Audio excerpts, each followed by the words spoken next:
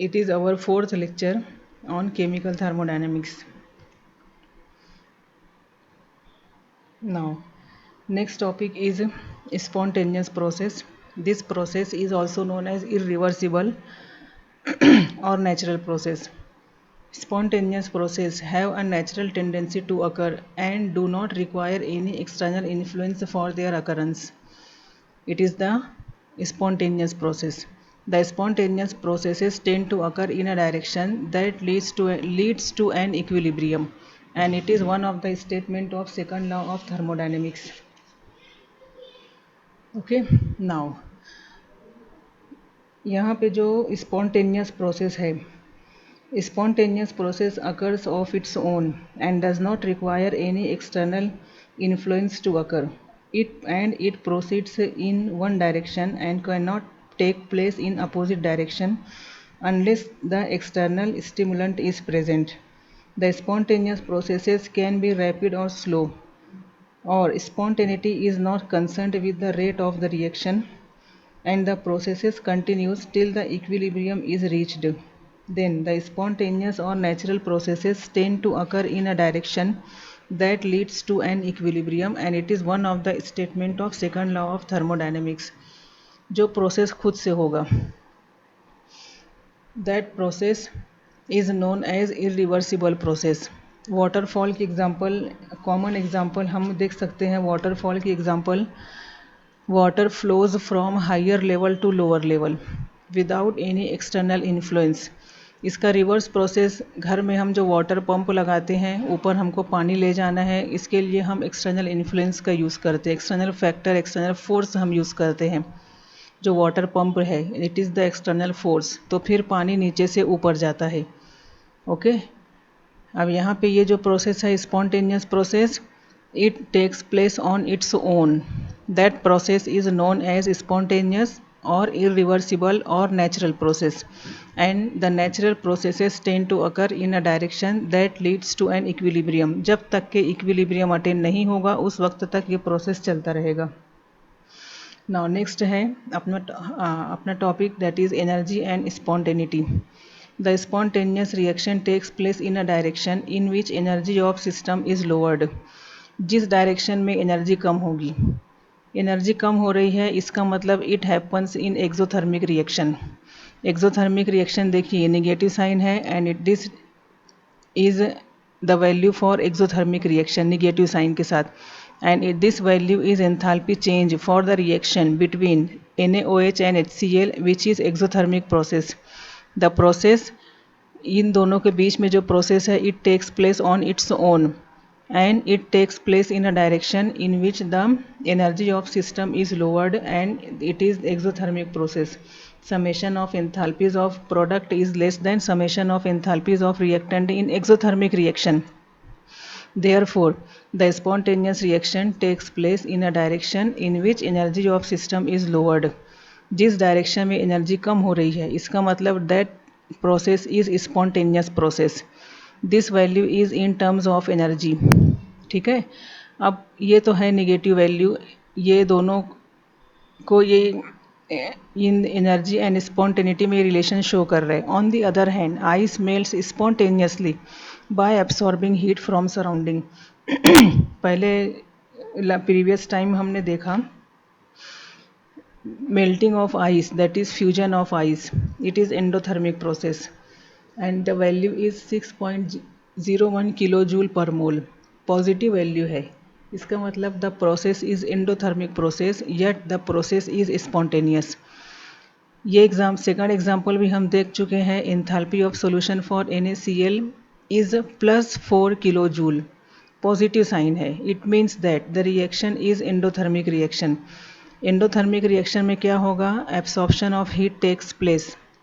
होना क्या चाहिए था, इन दोनों प्रोसेसेस को होना चाहिए था नॉन स्पॉन्टेनियस, लेकिन ऑब्जर्वेशन में क्या है, these two processes are spontaneous processes.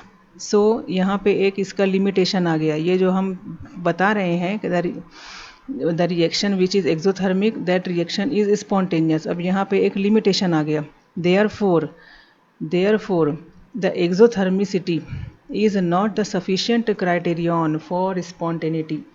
there must be another factor to describe spontaneity, and that another factor is entropy. What is the meaning of entropy? For understanding of entropy, look at these three figures. It is These are the particles of solid state, these are the particles of liquid state, these are the particles of gaseous state.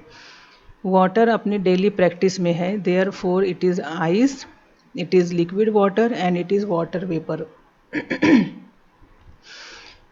This state is known as highly ordered state. This state is known as disordered state because particles are away from one another. Particles are far away from one another. It is known as highly disordered state. Therefore, during melting of ice or vaporization of liquid water, the disorder or randomness increases. The disorder or randomness is measured by entropy. Entropy क्या measure करेगा? The disorder और randomness measure करेगा. यहाँ पे हम क्या बताएंगे? Entropy goes on increasing with randomness. जैसे जैसे रैंडमनेस बढ़ते जाएगा एंट्रॉपी गोज़ ऑन इंक्रीजिंग. जैसे जैसे रैंडमनेस कम होते जाएगा entropy goes on decreasing. During about two processes, entropy change that is delta S is equal to 0. Left side से right side में हम जाएंगे. जब entropy goes on increasing, delta S greater than 0 का मतलब है delta S की value positive रहेगी. अगर हम ये राइट साइड से लेफ्ट साइड में आएंगे delta S will be negative. It means that delta S will be less than 0 and this process occurs on its own. खुद से हो रहा है ना ये. आइस को आप रख देंगे रूम टेम्परेचर पर, it will convert into liquid state. After some time it vaporises. Therefore randomness increases. It means that entropy increases. Okay. For example, ये सब एग्जांपल्स हैं यहाँ पे. Dissolution of solid iodine in water. It is iodine in solid state. Solid state है मतलब it is ordered state. It is dissolved in water, we will get aqueous solution. And it is in liquid state. Liquid state है, it means that it is disordered state. For this process delta S is positive. It means that delta S is greater than 0. Second example, dissociation of H2 molecule into atoms.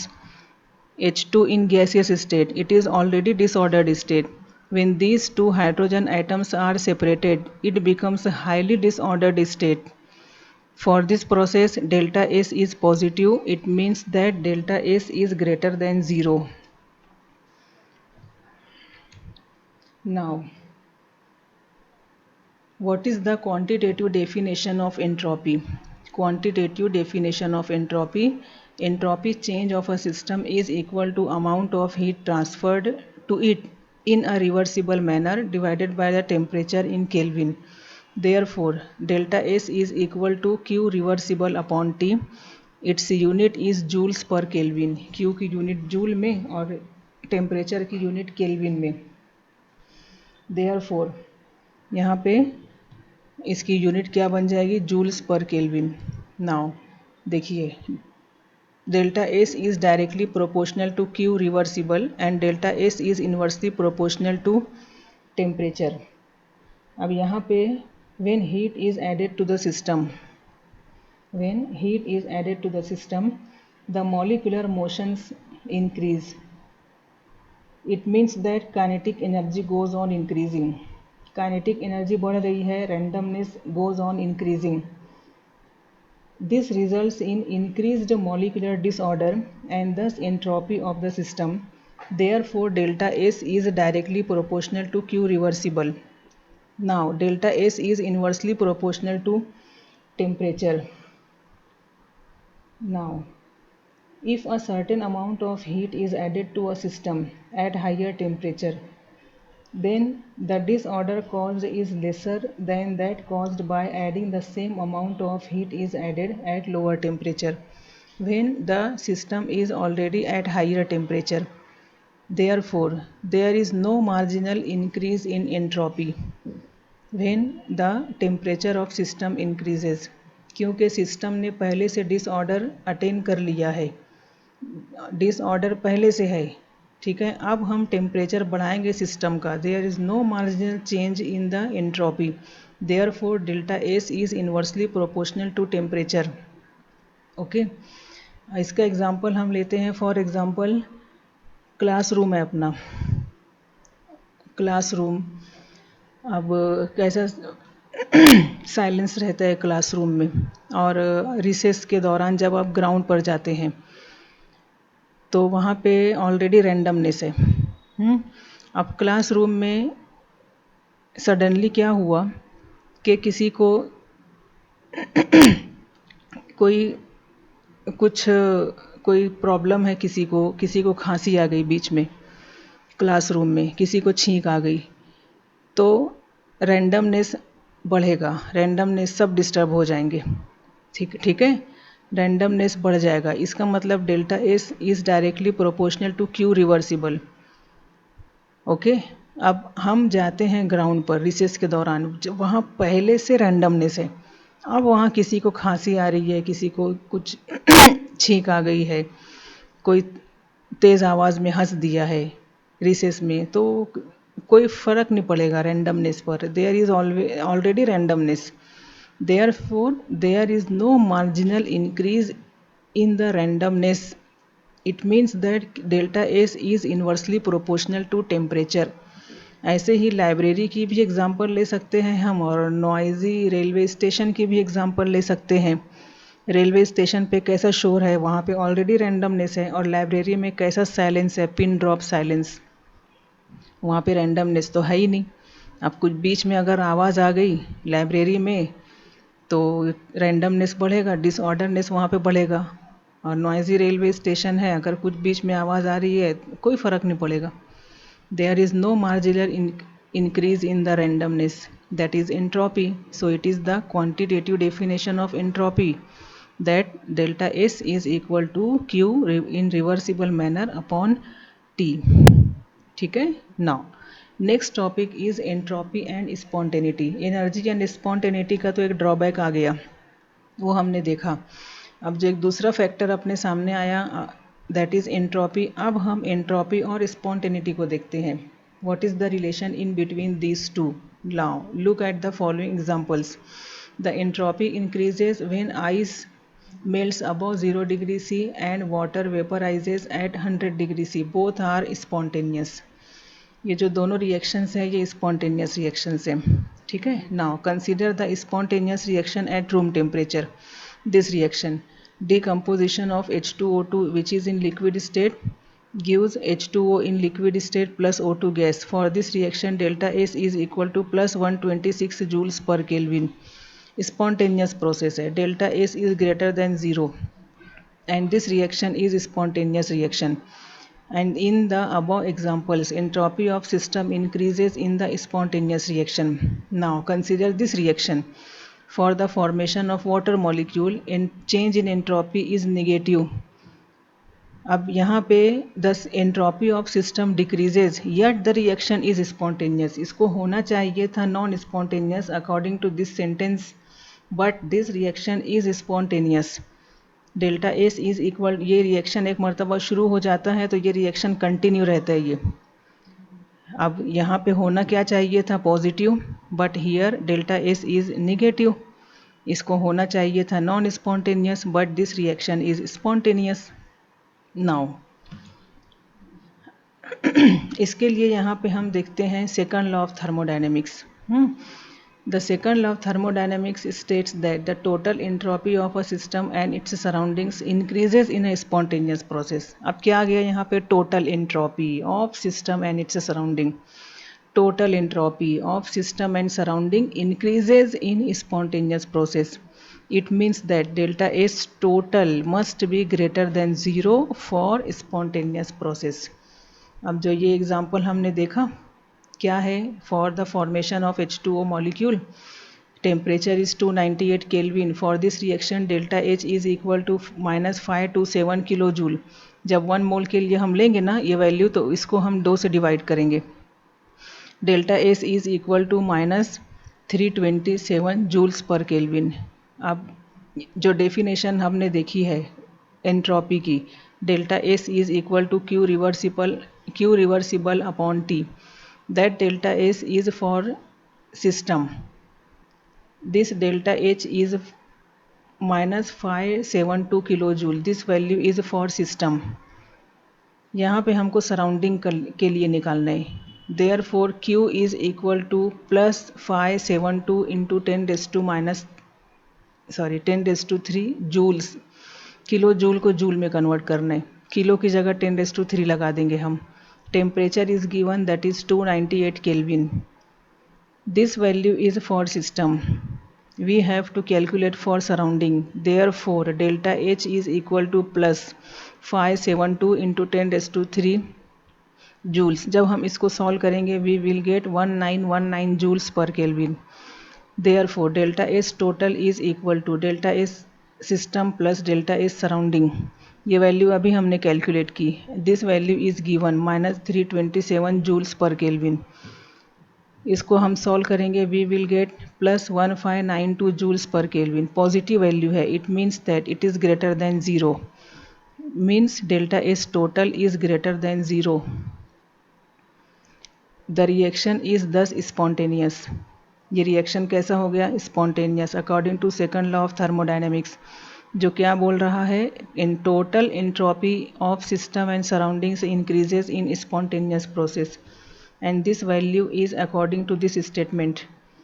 Therefore it follows that to decide spontaneity of the reaction we need to consider the entropy of system and its surrounding। System और surrounding दोनों का entropy consider करना compulsory है यहाँ पर। Therefore 3 cases are here, delta is total greater than 0, the process is spontaneous, delta S total less than 0, the process is non-spontaneous, delta S total is equal to 0, the process is at equilibrium condition। Now next topic is Gibbs energy। अब हम जब experiment करते हैं, कोई भी काम हम करते हैं, तो अपना इंटेंशन रहता है, अपना जो पॉइंट ऑफ इंटरेस्ट रहता है दैट इज़ फॉर सिस्टम। सिर्फ अपना इंटेंशन केमिकल रिएक्शन पर है, जो काम हम कर रहे हैं अपना इंटेंशन वहाँ पर है। We are more interested in the system. Reaction है, इसका मतलब रिएक्शन मिक्सचर, जो केमिकल रिएक्शन हो रहे। Therefore it is therefore convenient to consider the criterion of spontaneity in terms of the thermodynamic properties of the system। सिर्फ system के बारे में हम बात करेंगे। अब ये एक प्रॉब्लम सामने आया, and this problem was solved by J.W. Gibbs, and he introduced a new thermodynamic property called Gibbs energy, which is denoted by G, and G is equal to H minus Ts। Now H is a state function, entropy is a state function, therefore G is also a state function। therefore state function है तो delta G के साथ जब हम लिखेंगे delta G is equal to delta H minus T delta S. ठीक है, ये टेम्परेचर यहाँ पे कांस्टेंट है ड्यूरिंग केमिकल रिएक्शन, यहाँ पे हम इसको टी ही लिखेंगे as it is. Delta G is equal to delta H minus T delta S. Now गिव्स एनर्जी एंड स्पॉन्टेनिटी। अब ये गिव्स एनर्जी ये जो है ये सिर्फ सिस्टम के बारे में बात करेगा। Therefore now delta S total is equal to delta S system plus delta S surrounding. ये जो सिस्टम है ना, ये सफिक्स लगा है, इसको हम यहाँ से ड्रॉप कर देते हैं, एंड इट इज़ अंडरस्टूड के ये सिस्टम की वैल्यू है। Therefore it becomes delta S total is equal to delta S plus delta S surrounding. ठीक है, it is our equation number 1, it is our equation number 2 and it is equation number 3। Now relation between delta G and delta S total. अब reaction spontaneous है in terms of entropy, it means that delta S total is greater than 0 and it is according to second law of thermodynamics. and if delta H is enthalpy change for the system, therefore minus delta H is enthalpy change of the surrounding। अभी हमने देखा ये। therefore system के लिए delta H, ठीक है, minus delta H it is for surrounding. We have to calculate delta S for surroundings. is equal to minus delta H upon T. And from equation number 3, delta S total is equal to delta S minus delta H upon T. It is equation number 4. Now solve this equation. LCM यहाँ पे हम लेंगे. On rearranging the equation, we will get minus T delta S total is equal to delta H minus T delta S. It is our equation number 5. Now compare equation number 2 and 5. Look at equation number 2 and equation number 5. Right sides are equal, therefore left sides are also equal. Therefore delta G is equal to minus T delta S total. Delta G अगर positive है तो delta S की value negative है. Temperature is always positive, therefore this negative sign is with entropy. Minus delta S रहेगा और temperature तो हमेशा positive temperature. Generally reactions take place at positive temperatures now or room temperature. Therefore here also 3 cases are observed. Delta S total is greater than 0. At that time delta G is less than 0. At that time the process is spontaneous. We know these 3 conditions. इन दोनों का opposite delta G के बारे में हमको मिलेगा. Second condition, delta S total less than 0. At that time delta G is greater than 0. The process is non-spontaneous. When delta S is equal to 0, delta G is equal to 0, the process is at equilibrium condition. ये जो question आता है ये भी 2 mark का derivation ये बन सकता है. ये 1 मार्क और 2 मार्क दोनों क्वेश्चन इसके ऊपर बनते हैं. Now spontaneity and delta H or delta S. We know this equation. Delta G is equal to delta H minus T delta S and it is at constant temperature and pressure. The temperature term determines the relative contributions of delta H and delta S to delta G. ये 4 points हैं, 1, 2 और ये 3 और ये 4. ये tabular form में भी मैंने आपको दिया है. इसको आपको याद करना है. इसके ऊपर प्रॉब्लम में पूछा जाता है क्वेश्चन, या तो फिर 1 मार्क का क्वेश्चन MCQ का या वेरी शॉर्ट आंसर का. यहाँ देखिए आप, delta H and delta S are both negative. देखिए delta H and delta S, ये these are both are negative. Then delta G will be negative when delta H is more negative than T delta S. This is possible at low temperatures. ये low temperature पे ये condition आएगी. Now delta H and delta S both are positive. ये दोनों positive है. Delta G will be negative. Delta G will be negative. T delta S is greater than delta H. And this is possible at high temperature. Third condition, for delta H negative and delta S positive, it follows that delta G is negative. Delta H negative, delta S positive, delta H is negative, and it is the reactions are spontaneous at all temperatures. Fourth condition, for delta H positive and delta S negative, then delta G is positive. Delta H positive, delta S negative, delta G is positive, and it is regardless of temperature. Such reactions are non-spontaneous at all temperatures. ये इस table को आपको याद करना है. 1 mark का question problem में या तो फिर MCQ या वेरी शॉर्ट आंसर में पूछ सकते हैं. 4 कॉलम है यहाँ पे, delta H, delta S, delta G and spontaneity of the reaction. किसी भी कॉलम पे ऐसा क्वेश्चन बनेगा कि जिसका आंसर या तो डेल्टा H का साइन है, डेल्टा S का, डेल्टा G या about the spontaneity of the reaction. Now temperature of equilibrium. Temperature of equilibrium is the temperature at which the change over from spontaneous to non-spontaneous behavior occurs. एक आप समझ लीजिए जैसा एक bridge के जैसा है. एक साइड में रिएक्शन स्पॉन्टेनियस, वो जो ब्रिज रहेगा ना वो इक्विलिब्रियम कंडीशन हम कंसीडर कर लेते हैं. एक साइड में इस प्रोसेस स्पॉन्टेनियस और दूसरे साइड में प्रोसेस नॉन स्पॉन्टेनियस। इसका मतलब it is the change temperature at which the change over from spontaneous to non-spontaneous behavior occurs. Now, this equation, look at this equation. Delta G is equal to delta H minus T delta S. For equilibrium, delta G is equal to 0.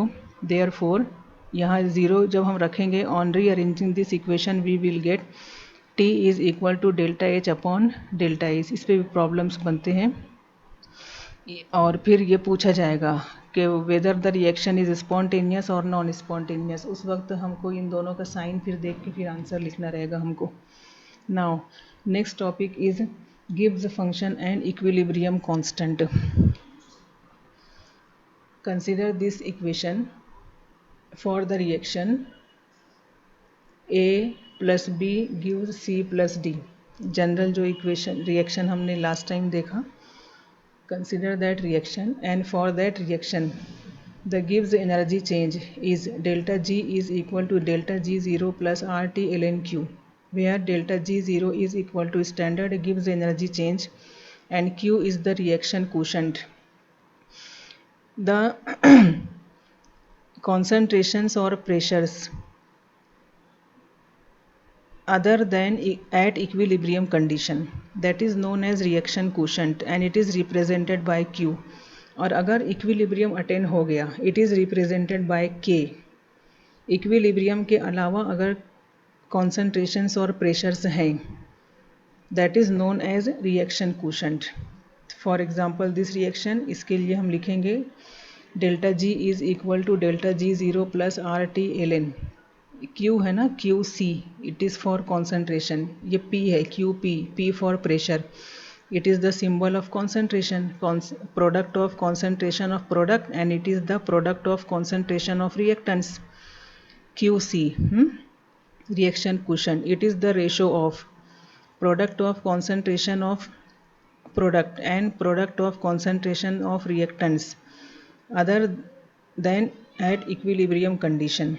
और delta G is equal to delta G0 plus RT ln QP. अगर gases state में reactants और products हैं तो उस वक्त हम components का प्रेशर लिखेंगे. It is for pressure of C power C into pressure of D power D, pressure of A power A and pressure of B power B. Reaction quotient है ये other than equilibrium condition values. When the reaction reaches equilibrium, at that time delta G is equal to 0. QC is replaced by KC, QP is replaced by KP. Therefore, the equation becomes delta G is equal to 0. Therefore, put 0 here, or we can write this equation, these equations. Delta G is equal to minus RT ln KC and delta G0 is equal to minus RT ln KP.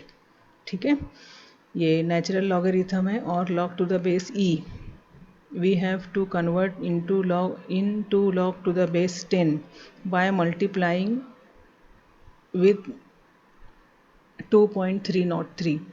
Therefore, the equation becomes delta G0 is equal to minus 2.303 RT log to the base 10 of Kc and delta G0 is equal to minus 2.303 RT log to the base 10 of Kp.